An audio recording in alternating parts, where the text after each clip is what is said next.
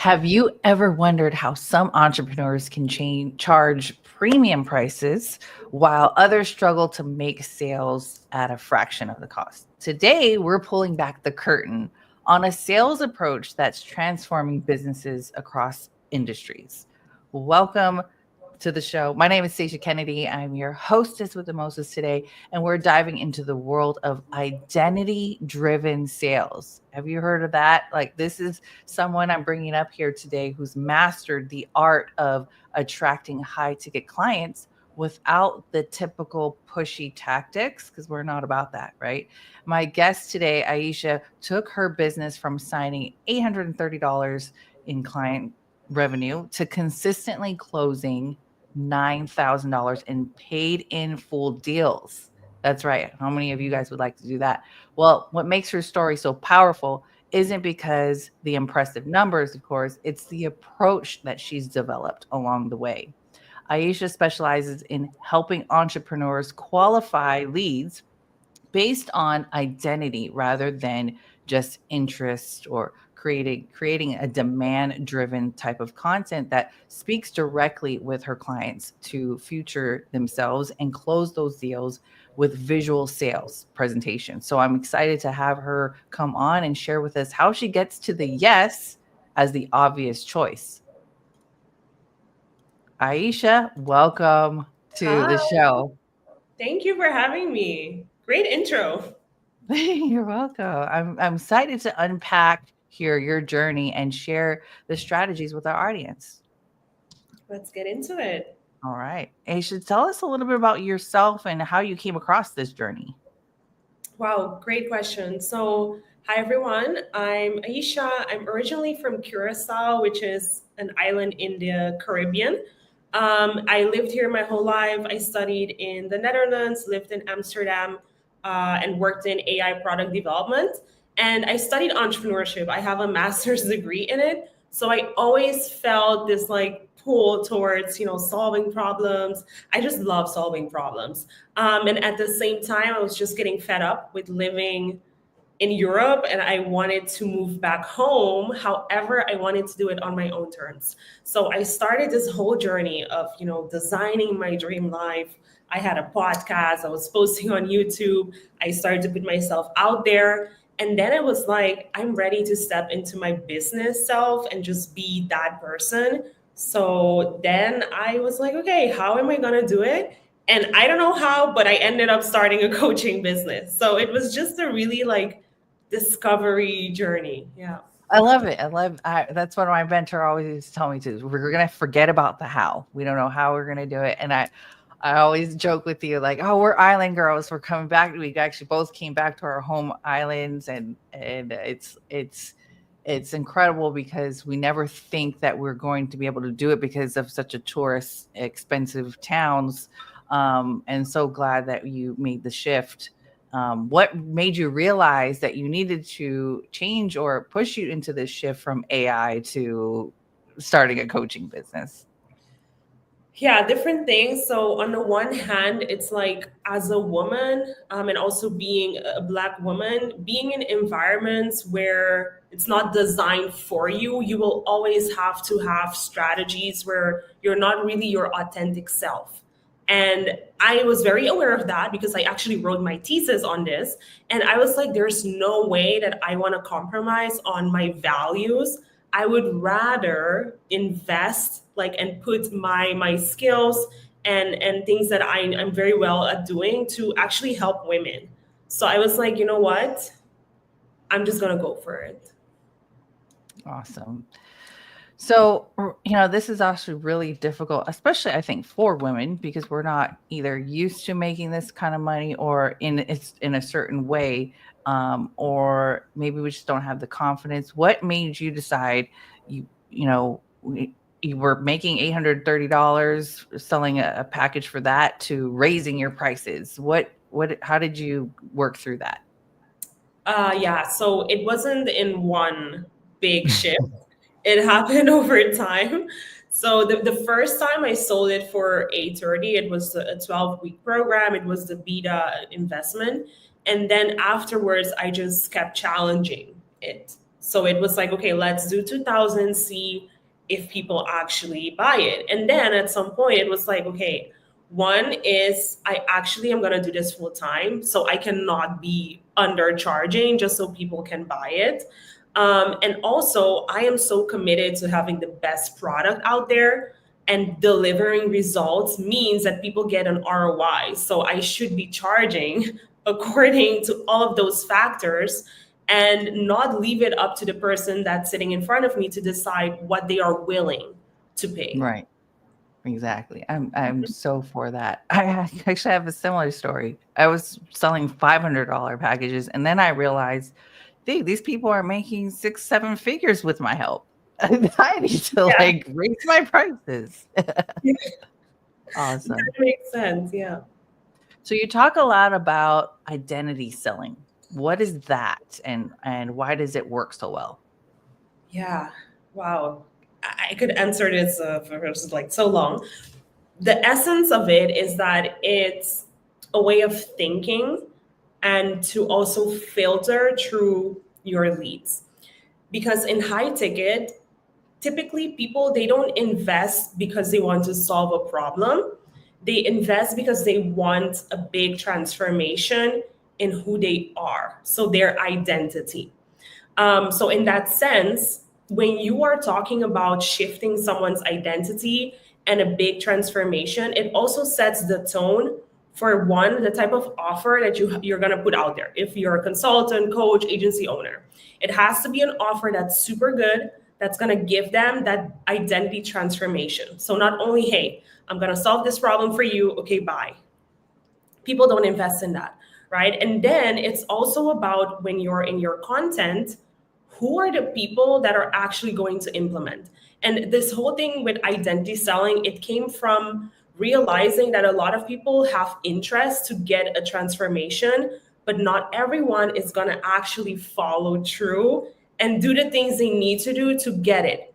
And for me, I have a business model where I work close with people. So I only want people to come in when one, they see themselves being like ready to step into that new level identity. So doing the things that are uncomfortable to get the outcome, or they already have the identity, but they just don't know how. So it's Awesome. about focusing on those people because I know that they're going to get great results. They're going to be amazing to work with, and they're going to close on a call because they're actually ready for the transformation. Awesome. Yeah, that's what we all want, right? We want people who are like action takers. And it doesn't feel good if you care about their business more than they do, if they're not willing to do the work. Exactly. Exactly. Awesome. So most people they qualified leads based on maybe information that they choose on your application form, or based on interests. You do it based on identity. So how do we explain to our audience why it's better? I mean, you kind of shared a little bit about they're ready to go buyers, but how do we get to that point of figuring out that they are qualified? Great question. So I would say lead qualification is one of the most complex topics in throughout the Mhm. sales process, because how do you tell when someone raises their hand that hey, this person is actually an action taker, they have that identity, etc.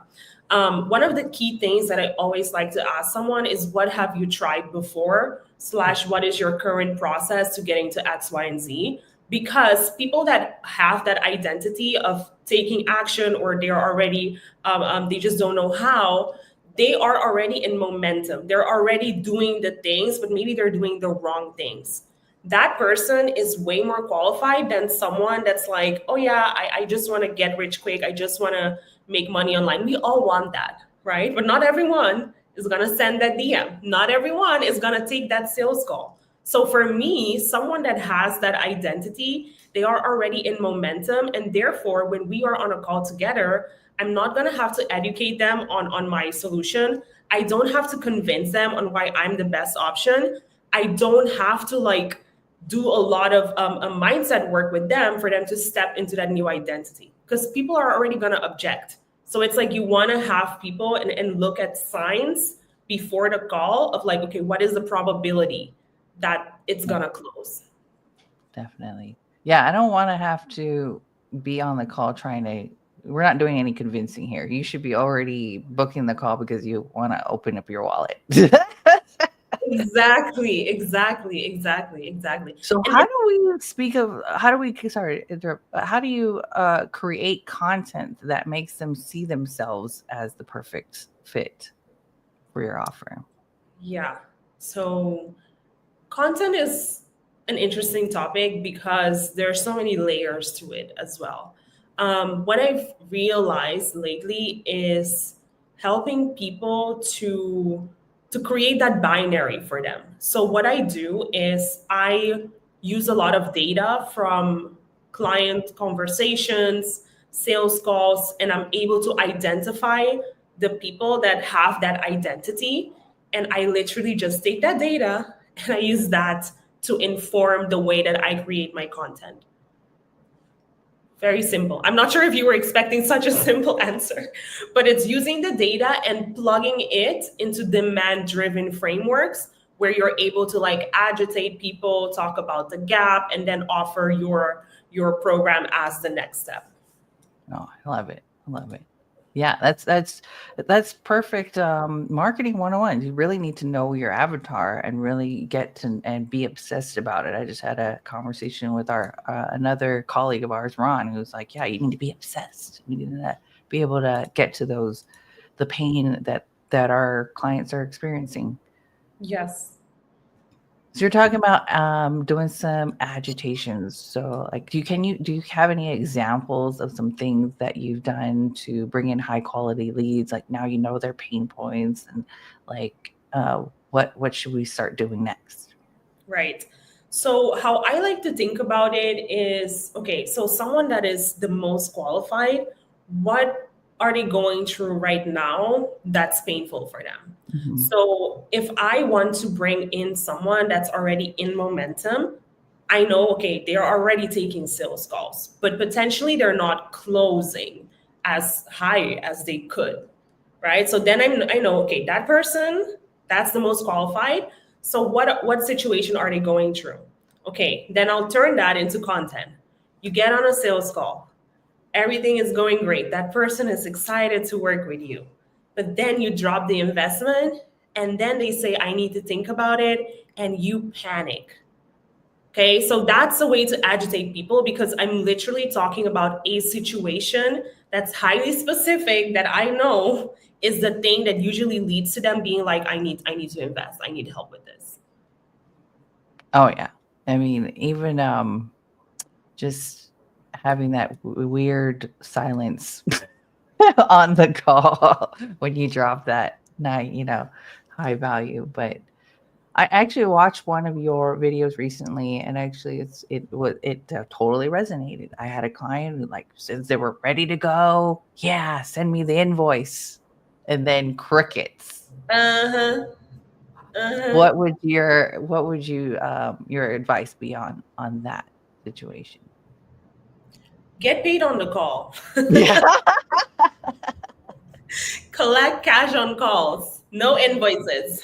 Yeah, I know, right?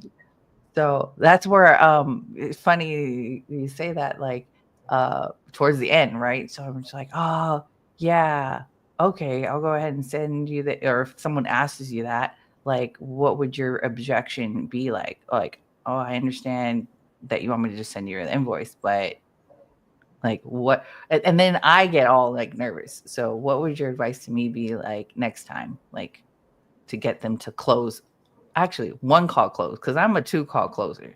I do that as well. I would say it really depends on who the person is. If they've been in my audience for a long time, then I'm like, you know what, like, just pay me so I can solve this problem for you. So the way I always frame it is that okay, you're actually making a commitment, and I'm gonna onboard you. So I need to prepare for that onboarding. So what I will always do is okay, this is the investment, and then we'll figure out how they want to pay. And I'll just ask, how would you like to pay today?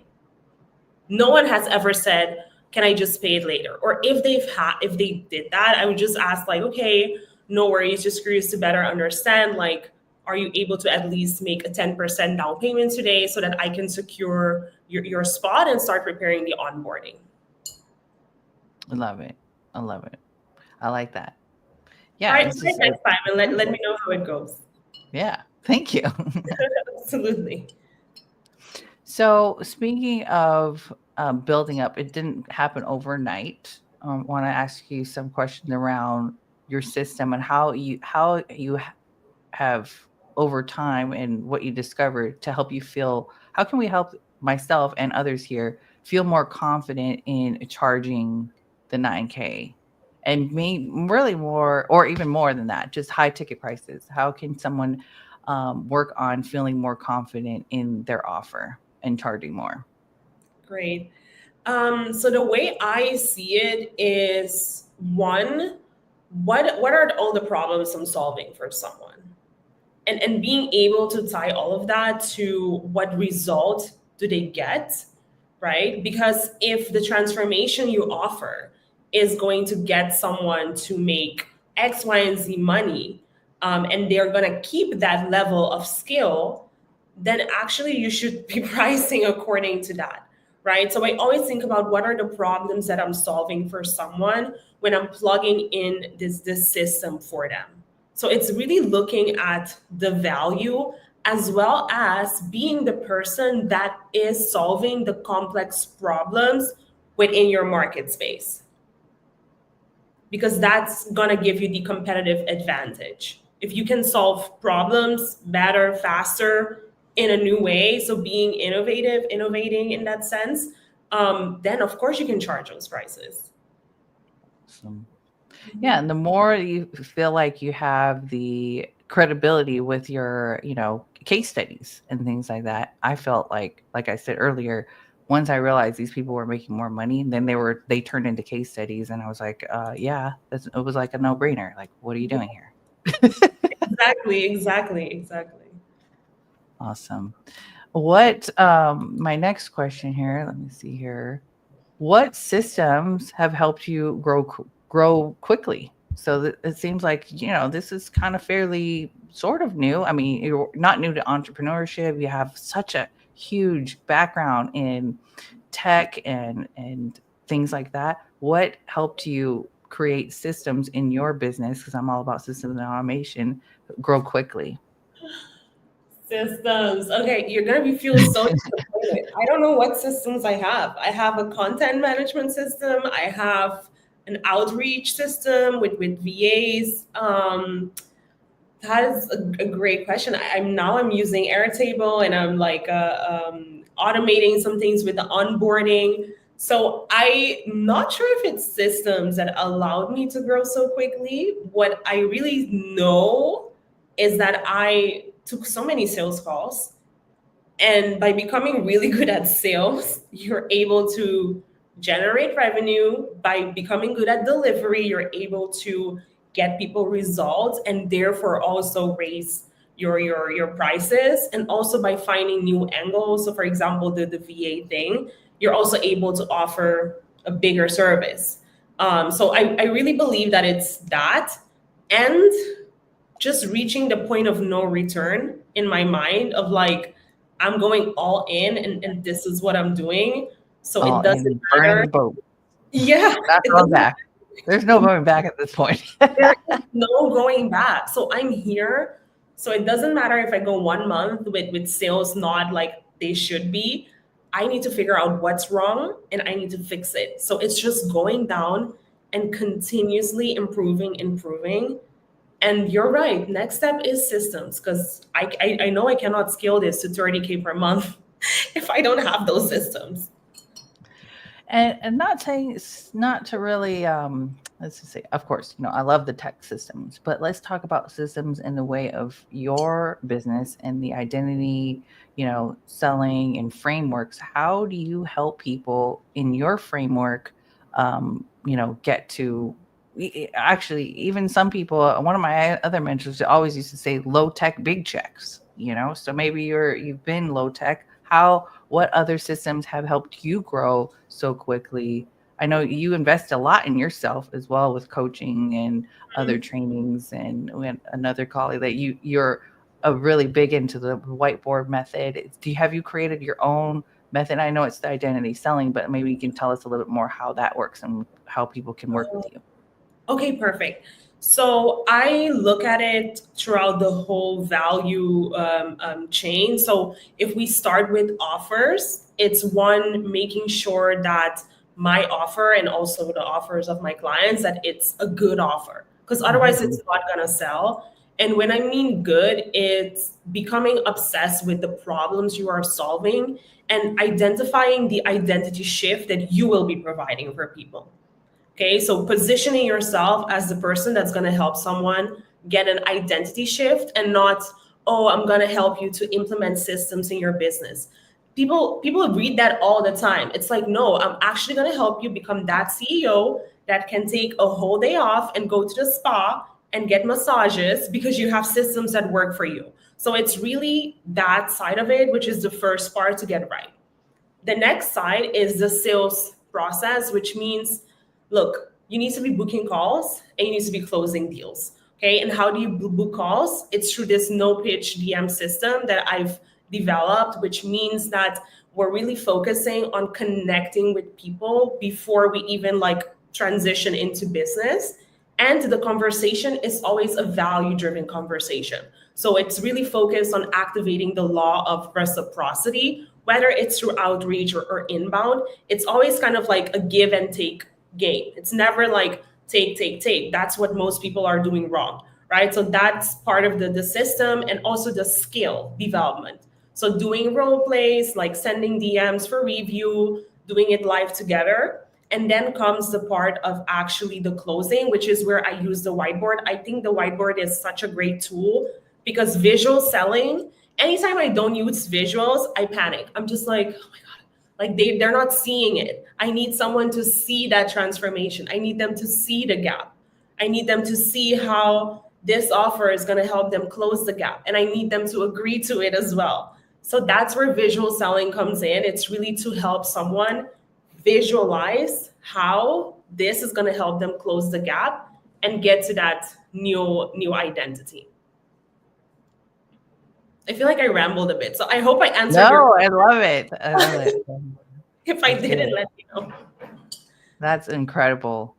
Yeah, I mean, definitely. I'm totally a visual learner as well too. And people who tell stories in that way and to convey the message, to really like sink it in. I think people need that too as well. So that is an incredible like strategy when you're on calls, is to I need to like I have like there's this like I need my new my iPad with my like pencil Ah, thing. I yeah. would love to get that. My daughter dropped my iPad like so I have to go get a new one.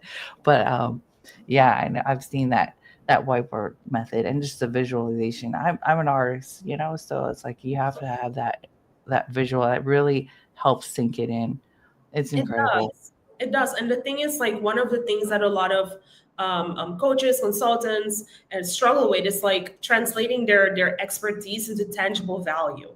Hmm. And that's what it does when you use visual, because someone can actually see it, and rather than hearing like, oh yeah, we're gonna help solve this problem. No. Right. Yeah. And I love that you said no pitch DM. Nobody wants to, I mean, people were teaching that back in the day, but like, don't, I mean, I know I cringe when I get like an awkward pitch DM myself. So you don't want to do that to other people too. No. And I love the philosophy that you have around giving more. And then I was actually just having a webinar last night, and I was telling this group of local entrepreneurs here in Hawaii as well. That's where we come from. Our philosophy is like, we're coming from Aloha, and we just always give more. There's that famous quote from Zig Ziglar: the more that give out and without any exchange, really, the more you're going to get back, whether it's directly or indirectly. It always tends to come back to you. Exactly. Exactly. Awesome. And that's where we're here. We're on social media to have that connection. People are on there for entertainment and connection, and So incredible conversation, Aisha. I don't know about you guys. I'm absolutely blown away by her journey going from $830 to 9K clients using the identity driven sales. So we covered so much ground today, guys, from qualifying leads to, instead of just interest, we want to create demand driven content that speaks directly to your ideal client's future self so that they see that transformation to closing those high ticket sales without any awkward pitches. So I'm super excited. If you found value in today's live stream, be sure to hit the like button. Of course, subscribe, comment below, give her some love. Or I'm also going to put in her Facebook profile down below here if you're watching over on YouTube, and her Facebook group. She has an awesome Facebook group. Aisha has graciously invited everybody to come and join to get more strategies, templates, frameworks that have helped her go close those 9K deals on the call, paid in full clients. So go ahead and join her Facebook group, and you can connect with her also on Facebook. Is there any other takeaways that you'd like to share with the audience before we wrap it up? Yeah, I think it's really like after this conversation, just take some time to reflect on how you've been going about qualifying people who is ending up in front of you, and how can you create that identity of that person that you know is going to close. Awesome. Thank you so much. And that identity really is you 10 years ago when you were struggling with the same thing. So if you don't have anyone you're working with now, but you want to help more people, you are your client 10 years ago. So share the struggles and close those deals. Thank you so much for joining us, Aisha, and we'll see you next time. Much love and aloha. Bye. Thanks for having me. Bye.